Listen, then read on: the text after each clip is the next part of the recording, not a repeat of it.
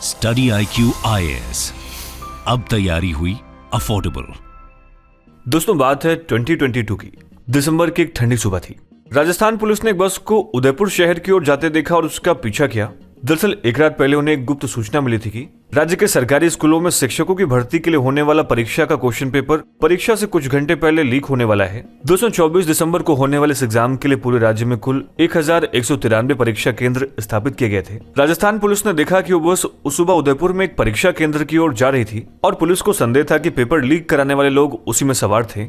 शुरुआत में राजस्थान पुलिस कुछ दूरी पर इंतजार करती रही क्योंकि बस कुछ मिनटों के लिए एक इमारत के चारों ओर चक्कर लगाती रही, लेकिन फिर उन्होंने इसे रोक दिया। दोस्तों, इस बस से 20 डमी अभ्यर्थी पकड़े गए जिन्हें असली कैंडिडेट्स ने अपनी ओर से परीक्षा देने के लिए ब्राइब किया था। राजस्थान पुलिस का आरोप है कि आरोपी फर्जी आईडी लेकर चल रहे थे। साथ ही एक अधिकारी ने बीबीसी को बताया कि अंदर हमें सरकारी स्कूल के 4 शिक्षक मिले जो कम से कम 20 उम्मीदवारों के प्रश्न पत्र हल कर रहे थे। देखा जाए तो अभ्यर्थियों ने कथित तौर पर उन शिक्षकों को पेपर हल करने के लिए पैसे दिए थे जो केंद्र में इन्विजिलेशन की ड्यूटी पर थे। फिर ऐसे में सुबह घोटाले के सिलसिले में कुल 48 लोगों को गिरफ्तार किया गया, जिससे इस पेपर लीक स्कैंडल का आउटबर्स्ट हो गया और इन सब के चलते इस पूरी परीक्षा को रद्द करना पड़ा। दोस्तों, यहाँ अपराधी तो कुछ मुट्ठी भर लोग थे, लेकिन इस अपराध का भुगतान उन लाखों सीरियस कैंडिडेट्स को करना पड़ा जिनकी कोई गलती ना होते हुए भी उनके हाथ से एक अच्छी नौकरी पाने का अवसर छिन गया।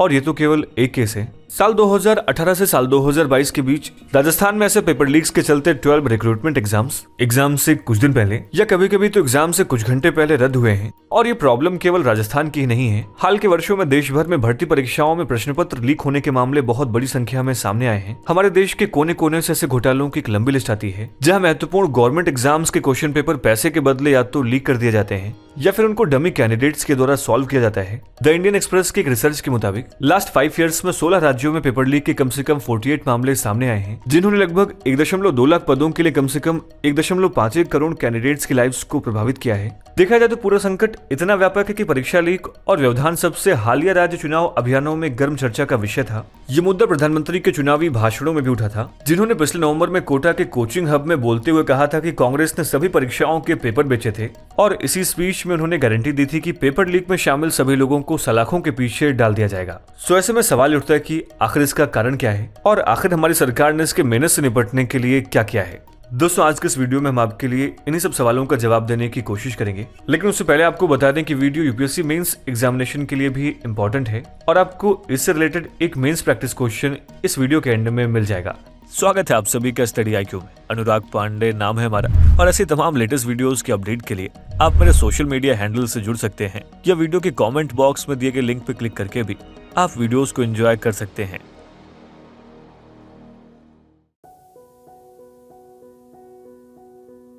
दोस्तों, आइए सबसे पहले इस प्रॉब्लम को थोड़ा और डिटेल में समझते हैं। दोस्तों, हाल ही में इंडियन एक्सप्रेस ने इस इशू पर एक इन्वेस्टिगेशन की और इसमें जो सामने आया वो बहुत ही चौंकाने वाला था। दरअसल इंडियन एक्सप्रेस के राज्य संवाददाताओं की टीम की इन्वेस्टिगेशन में कई रिक्रूटमेंट एग्जाम्स को शामिल किया गया, जिसमें राजस्थान और उत्तर प्रदेश में शिक्षक पात्रता परीक्षाओं से लेकर असम, राजस्थान, कर्नाटक और जम्मू कश्मीर में पुलिस भर्ती परीक्षाओं तक, साथ ही उत्तराखंड में वनपाल भर्ती परीक्षा से लेकर तेलंगाना, अरुणाचल प्रदेश, जम्मू और कश्मीर और राजस्थान में इंजीनियर भर्ती परीक्षा तक को इसमें शामिल किया गया था।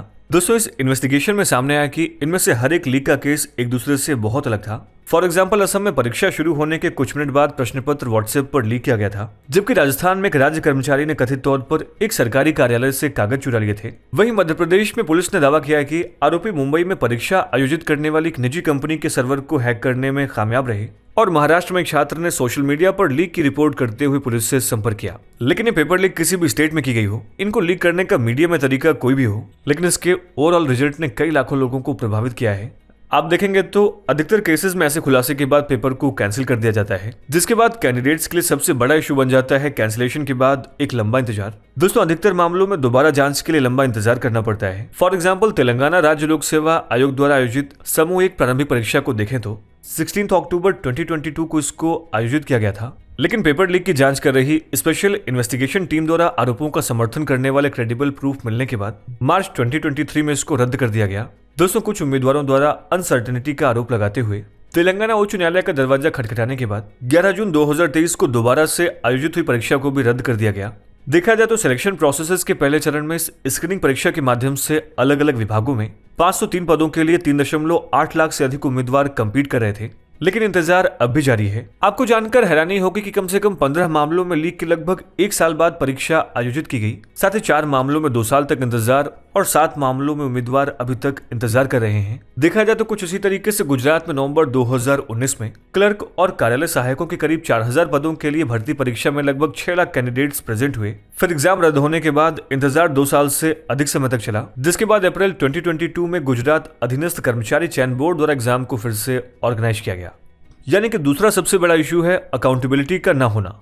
दोस्तों, वीडियो को कंटिन्यू करें उससे पहले आप सभी के लिए एक इंपॉर्टेंट अपडेट है। दोस्तों, प्रीलिम्स को यूपीएससी की परीक्षा का आयरन गेट माना जाता है। इस एग्जाम का सिलेक्शन रेट 1% से भी कम है। इसी मुश्किल को समझते हुए स्टडी IQ आपके लिए लाया है SIP प्लस यानी success in prelims plus programme, जिसके अंतर्गत मात्र 90 दिनों में आप प्रीलिम्स के आयरन गेट को क्रॉस करने में सक्षम हो जाएंगे, क्योंकि इस प्रोग्राम में आपको भारत की सबसे बेहतरीन फैकल्टीज से 200+ आवर्स की लाइव रिवीजन क्लासेस मिलेंगी और इन लेक्चर्स के बाद आपको रिवीजन बुकलेट्स भी मिलेंगी, जिससे आप स्टैटिक और करंट कंटेंट को रिवाइज कर पाएंगे। साथ ही इसमें CSAT की वर्कशॉप्स, यूपीएससी सिमुलेटर टेस्ट और ऑल इंडिया ओपन टेस्ट भी शामिल हैं। साथ ही कोर्स में सभी NCERTs और स्टैंडर्ड टेक्स्ट बुक्स को भी कवर किया जाएगा। दोस्तों, अगर अभी आप इस कोर्स को ज्वाइन करते हैं and AN live coupon code का इस्तेमाल करते हैं तो 11,499 तक के प्राइस वाले इस कोर्स को मात्र 5,999 के सुपर डिस्काउंटेड प्राइस में अवेल कर सकते हैं। इस कोर्स से रिलेटेड सभी इंपॉर्टेंट लिंक्स आपको पिन कमेंट और डिस्क्रिप्शन बॉक्स में मिल जाएंगे। तो आइए वीडियो को कंटिन्यू करते हैं। दोस्तों, तेलंगाना राज्य लोक सेवा आयोग द्वारा जनवरी और फरवरी 2023 में लेखा अधिकारियों और सहायक कार्यकारी इंजीनियरों के लिए आयोजित 3 रद्द परीक्षाओं में अभी तक कोई भी गिरफ्तारी नहीं हुई है, जिससे 2.5 लाख उम्मीदवार प्रभावित हुए हैं। साथ ही दिसंबर 2023 में तेलंगाना विधानसभा चुनाव के चलते परीक्षाओं को दोबारा से स्थगित कर दिया गया और अभी तक परीक्षाओं को आयोजित नहीं किया गया है। साथ ही हरियाणा में पिछले साल 15 जनवरी को राज्य लोक सेवा आयोग द्वारा 383 पशु चिकित्सकों की भर्ती परीक्षा पेपर लीक के संदेह के आधार पर रद्द कर दी गई थी, लेकिन इस पर कोई FIR दर्ज नहीं की गई थी और न ही दोबारा अभी तक परीक्षा को ऑर्गेनाइज किया गया है। दोस्तों, इस चौंकाने वाले डेटा के बाद आप इस प्रॉब्लम को और बेहतर तरीके से डायग्नोज कर पा रहे होंगे। हमारे देश का एजुकेशन सिस्टम ऐसे चीटिंग स्कैंडल से भरा पड़ा है जो हर साल इंडियन यूथ के भविष्य और देश की इकोनॉमी के साथ एक बड़ा खिलवाड़ करता है। दोस्तों, पॉलिटिकल साइंटिस्ट पंकज कुमार, जो एक टाइम पर Uttar Pradesh public service commission को हेड किया करते थे, उनका कहना है कि हमारे देश में गवर्नमेंट पोजीशन का क्रेज लोगों को डेस्परेट बनाता है। भारत में गवर्नमेंट जॉब्स के साथ जुड़ी सिक्योरिटी की गारंटी लाइफ टाइम स्टेबिलिटी लेकर आती है और इसी के चलते देश के लाखों युवा अभ्यर्थी सालों साल एक सीट के लिए लड़ते हैं। आप देखेंगे तो यही डेस्परेशन कुछ लोगों को गलत डायरेक्शन में ले जाती है, जहां कुछ लोग अपनी लाइफ और मनी का रिस्क करके चीटिंग का ऑप्शन अपनाते हैं, लेकिन उनके साथ साथ लाखों सीरियस एस्पिरेंट्स की लाइफ और देश की इकोनॉमी पर एक बड़ा स्ट्रेन बन जाता है। सो आइए प्रॉब्लम को समझने के बाद इसके सॉल्यूशन पर भी एक नजर डाल लेते हैं। दोस्तों, देखा जाए तो एक के बाद एक घोटाले ने अलग अलग राज्य सरकारों को परीक्षा संबंधित क्राइम्स के खिलाफ अपना कानून लाने के लिए प्रेरित किया है। साल 2021 में शिक्षकों के लिए राजस्थान पात्रता परीक्षा का पेपर लीक होने पर आक्रोश के बाद 12.67 लाख उम्मीदवार प्रभावित हुए, जिसके लिए 100 से अधिक लोगों को गिरफ्तार भी किया गया। राज्य सरकार ने 10 साल तक की कैद और जुर्माने की सजा के प्रावधान वाला एक कानून पारित किया है। आपको बता दें कि पेपर लीक के लिए 10 करोड़ तक का जुर्माना, साथ ही संपत्ति को कब्जा करने तक की सजा दी गई है। हालांकि इसके बावजूद भी ढेर सारे पेपर्स लीक हुए, जिसके बाद राज्य सरकार ने अधिकतम सजा को बढ़ाकर आजीवन कारावास करने के लिए कानून में संशोधन किया और कई राज्यों ने 2023 में ऐसे कानून और अध्यादेश जारी किए हैं।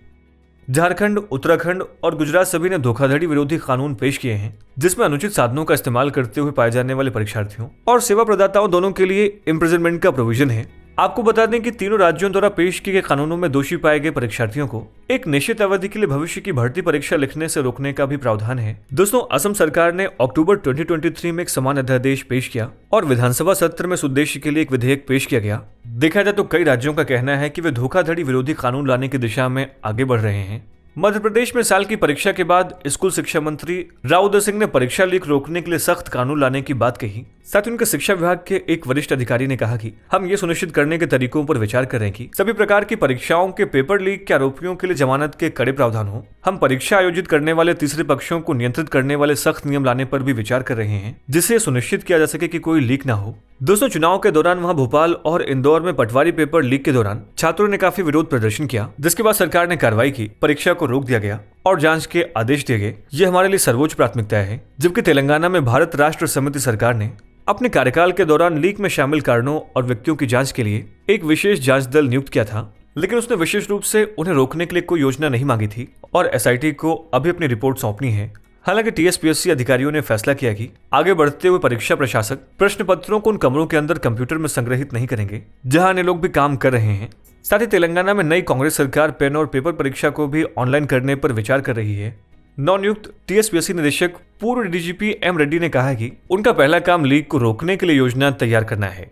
दोस्तों, राजस्थान में नई बीजेपी सरकार आने के बाद अपनी पहली प्रेस कॉन्फ्रेंस में मुख्यमंत्री भजनलाल शर्मा ने राज्य में पेपर लीक की जांच के लिए एक विशेष जांच दल के गठन की घोषणा की। 1.5 महीने बाद स्कूल शिक्षा मंत्री सदन दिलावर ने इंडियन एक्सप्रेस को बताया कि सीएम के निर्देश के मुताबिक एसआईटी पेपर लीक की जांच कर रही है और जांच के दौरान जो तथ्य सामने आएंगे उनसे लीक को सुलझाने में मदद मिलेगी। साथ ही उन्होंने कहा कि जांच पूरी होने पर सरकार कमियों का पता लगाने और उन्हें दूर करने की स्थिति में होगी। इन सब के अलावा अरुणाचल प्रदेश में भी सहायक अभियंता भर्ती परीक्षा 2022 में लीक होने के बाद राज्य सरकार ने अप्रैल 2014 से लेकर अगस्त 2022 तक यानी कि 8 साल की अवधि के दौरान एपीपीएससी द्वारा आयोजित अलग अलग भर्ती परीक्षाओं में कथित प्रश्न पत्र लीक की जांच करने के लिए एक सदस्यीय जांच आयोग का गठन किया है। लेकिन सभी केसेस में रूल्स इफेक्टिवली मैटेरियलाइज नहीं हो पाते और इसी के चलते इस डायरेक्शन में एक बड़ा स्टेप लेते हुए 5 फरवरी 2024 को लोकसभा में public examinations prevention of unfair means bill 2024 भी इंट्रोड्यूस किया गया है और अगले ही दिन ये बिल लोकसभा में पास भी हो गया। आपको बता दें कि इस बिल का मकसद जॉब रिक्रूटमेंट एग्जाम्स में अनफेयर मीन्स के यूज को रोकना है, जिससे हमारे पब्लिक एग्जामिनेशन सिस्टम में ग्रेटर ट्रांसपेरेंसी, फेयरनेस और क्रेडिबिलिटी को इंश्योर किया जा सके। दोस्तों, इस बिल की statement of objects and reasons के मुताबिक आप देखेंगे तो पब्लिक एग्जामिनेशन में मेल प्रैक्टिसेस के चलते परीक्षाओं में देरी और रद्दीकरण होता है, जिससे लाखों युवाओं की संभावनाओं पर प्रतिकूल प्रभाव पड़ता है। देखा जाए तो वर्तमान में ऐसे अपराधों से निपटने के लिए कोई विशिष्ट ठोस कानून नहीं है और इसलिए जरूरी है कि परीक्षा प्रणाली की कमजोरियों का फायदा उठाने वाले एलिमेंट्स की पहचान की जाए और इन सब से एक स्ट्रॉन्ग सेंट्रल लॉ के तहत इफेक्टिवली डील किया जाए। दोस्तों, आपको बता दें कि public examinations prevention of unfair means bill 2024 का सेक्शन 3 ऐसे 15 एक्शंस को लिस्ट करता है जो पब्लिक एग्जामिनेशंस में मॉनिटरी या रॉन्गफुल गेन के लिए अनफेयर मीन्स की श्रेणी में शामिल किए जा सकते हैं। और इस लिस्ट में क्वेश्चन पेपर या आंसर की या उसके किसी पार्ट का लीकेज या इस लीकेज में मिली भगत, बिना किसी अथॉरिटी के प्रश्न पत्र या optical mark recognition response sheets तक पहुंचना या उसको स्टील करना, साथ ही ओएमआर रिस्पांस शीट सहित उत्तर पुस्तिकाओं के साथ छेड़छाड़, पब्लिक एग्जामिनेशन के दौरान किसी अनऑथोराइज्ड पर्सन द्वारा एक या अधिक प्रश्नों का समाधान प्रदान करना या एक पब्लिक एग्जामिनेशन के दौरान कैंडिडेट को डायरेक्टली या फिर इनडायरेक्टली असिस्ट करना शामिल है। साथ ही सेक्शन में उम्मीदवारों की शॉर्टलिस्टिंग या किसी उम्मीदवार की मेरिट या रैंक को डिसाइड करने के लिए आवश्यक किसी दस्तावेज के साथ छेड़छाड़, और देखा जाए तो कंप्यूटर नेटवर्क, कंप्यूटर रिसोर्स या कंप्यूटर सिस्टम के साथ छेड़छाड़ के अलावा फेक वेबसाइट का निर्माण, फेक एग्जामिनेशन का संचालन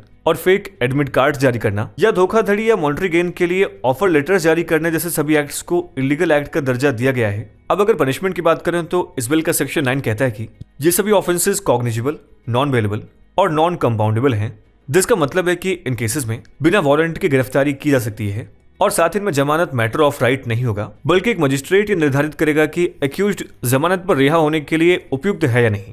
दोस्तों, आपको बता दें कि एक नॉन कंपाउंडेबल ऑफेंस वो ऑफेंस होता है जिसमें शिकायतकर्ता द्वारा मामला वापस नहीं ले जा सकता है, भले ही शिकायतकर्ता और आरोपी के बीच समझौता हो गया हो, लेकिन इन केसेस में मुकदमा आवश्यक रूप से चलेगा। साथ ही अनफेयर मीन्स या ऑफेंसेस का सहारा लेने वाले किसी भी व्यक्ति या व्यक्तियों के लिए सजा 3 से 5 साल की जेल और 10 लाख रुपए तक का जुर्माना हो सकता है। साथ ही बिल का सेक्शन 10 सब क्लॉज 1 कहता है कि अगर दोषी जुर्माना देने में असफल रहता है तो उसको भारतीय न्याय संहिता 2023 के मुताबिक इम्प्रिजनमेंट की एडिशनल पनिशमेंट दी जाएगी। दोस्तों, इस बिल के सेक्शन 10 के सब क्लॉज 2 के तहत अगर कोई सर्विस प्रोवाइडर किसी परीक्षा के संचालन के लिए किसी भी कंप्यूटर रिसोर्स या दूसरे मटेरियल को प्रोवाइड करता है तो उस पर 1 करोड़ रुपए तक का जुर्माना लगाया जा सकता है। साथ ही बिल ऑर्गेनाइज्ड पेपर लीक्स के केसेस में और भी कड़ी पनिशमेंट का प्रोविजन करता है। सेक्शन 11 के सब क्लॉज 1 के मुताबिक एक ऑर्गेनाइज्ड क्राइम के लिए कम से कम 5 साल की कैद जिसे 10 साल तक बढ़ाया जा सकता है और जुर्माना जो 1 करोड़ रुपए से कम नहीं होगा। साथ ही इस बिल के एम्बिट की बात करें तो इस बिल का सेक्शन 2 सब क्लॉज के पब्लिक एग्जामिनेशंस को डिफाइन करता है। दोस्तों, इस बिल के सेक्शन 2 सब क्लॉज के तहत